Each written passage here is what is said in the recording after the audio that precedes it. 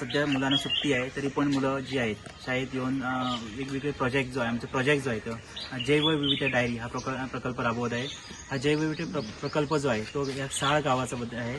या गावातील जी बायोडायव्हर्सिटी जी आहे ती सर्व त्याची नोंद केली जाणार आहे। देवत्व प्राप्त झालेली झाडं जी आहेत त्याचबरोबर इथली तळी, देवराया, विहिरी, देवाच्या नावाने पुजले जाणारे विहिरी यांची सर्वांची नोंद केली जाणार आहे। त्याचबरोबर सरपटणारे प्राणी, कीटक, उभयचर प्राणी, सस्तन प्राणी, पक्षी याची नोंद होणार आहे। त्याचबरोबर इथे या परिसरात असलेले डोंगर जे आहे ते स्थानिक जे नावं जे आहे त्यांची नोंद या करणार आहोत आणि या लहानसा एक डायरी म्हणजे एक पुस्तक लहानसा तयार होणार आहे या प्रकल्पामार्फत।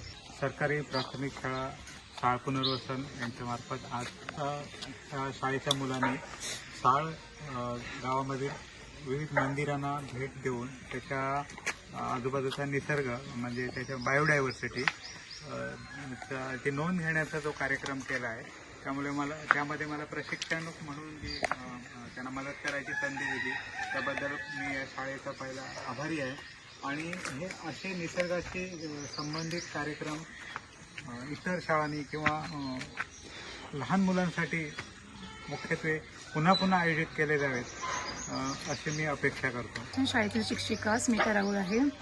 मला जेव्हा याचा ऊर्जा पुरस्कार हा पुरस्कार जेव्हा आम्हाला आमच्या शाळेला मिळाला खरंच मला खूप आनंद वाटला आणि ह्या पुरस्कारामध्ये मला सहभागी केल्याबद्दल मी शिक्षक संकेत सरांचं मनापासून अभिनंदन करते।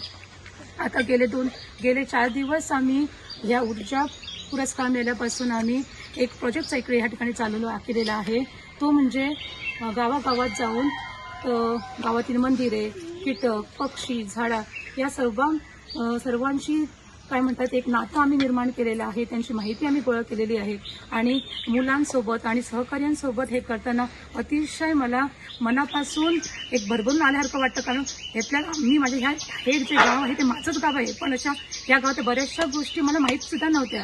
पण आज ह्या ऊर्जा पुरस्काराच्या अनुषंगाने मला ह्या प्रोजेक्टमध्ये काम करण्याची संधी मिळाली म्हणून मी सगळ्यांचे मनपूर्वक आभार मानते।